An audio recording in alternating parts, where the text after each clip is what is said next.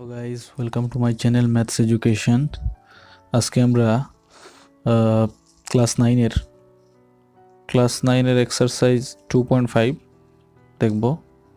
2.5 এর question number 13 এর 1 দিয়েছে, যদি x + y + z = 0 হয় তাহলে আমাদের দেখাতে হবে x³ + y³ + z³ = 3xy z। So এটা আমাদের প্রমাণ করতে হবে। আমাদের কোয়েশ্চনে দেওয়া আছে যে x + y + z = 0। তো সলিউশনে আমরা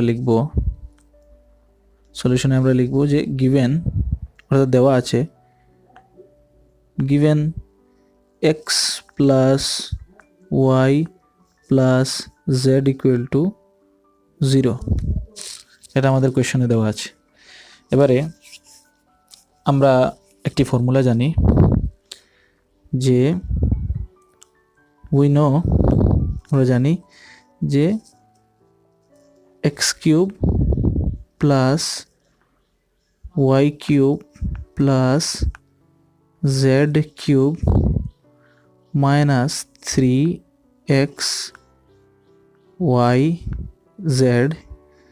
= x + y + z into x² plus y² plus z² তারপরে হচ্ছে minus xy minus yz minus z into x। এই ফর্মুলাটা পেজ নাম্বার 73 তে পেয়ে যাবে ফ্রেন্ডস, অবেদ নাম্বার 8। সেই ফর্মুলা সো ইমপ্লাইজ, এখানে আমরা দেখতে পাচ্ছি x³ + y³ যা আছে আমরা লিখে নিব সেম, z³ - 3xyz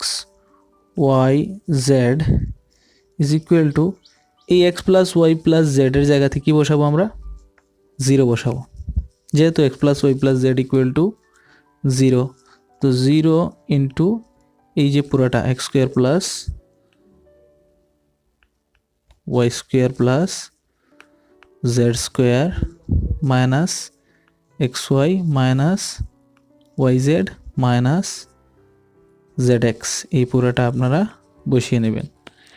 এবার ইমপ্লাইজ দিয়ে দিই। এবার x³ + y³ + z³ minus 3xyz = 0 multiplied by anything, এখানে কি হবে? 0 হবে।